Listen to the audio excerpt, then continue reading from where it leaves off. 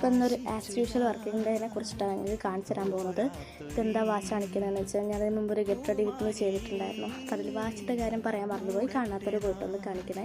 ഇത് bus wait ചെയ്യുന്ന രംഗാണ് കാണിക്കുന്നത്. അത്യാവശ്യം സമയം ഉണ്ടായിരുന്നു ബസ് വരാൻ വേണ്ടിയിട്ട്. അപ്പോൾ അങ്ങോട്ടും ഇങ്ങോട്ടും നോക്കിയിട്ടിരിക്കുന്നതാണ് കാണുന്നത്. പിന്നെ ഒരുവിധം തിരക്കിൻ്റെ ഇടയിലൊക്കെ ബസ്സിൽ വന്നാൽ നമ്മൾ ആദ്യം ചെയ്യുന്ന പോലെ തന്നെ വെള്ളം കുടിച്ചു.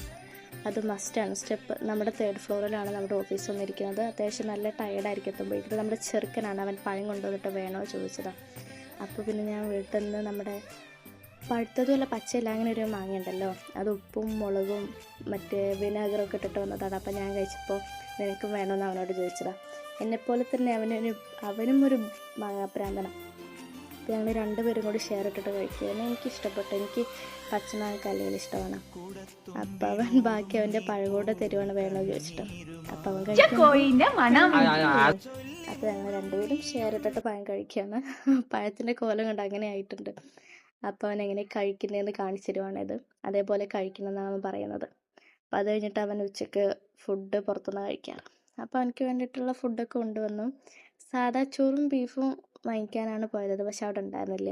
അപ്പം അതുകൊണ്ട് എന്തായാലും നമുക്ക് നല്ല ബീഫും നെയ്ച്ചോറും സർലാസൊക്കെ കിട്ടി. അപ്പോൾ അത് കഴിച്ച് ഞാൻ വീട്ടിൽ നിന്ന് ചെറുപയർ കൊണ്ടുവന്നിട്ടുണ്ടായിരുന്നു. അപ്പം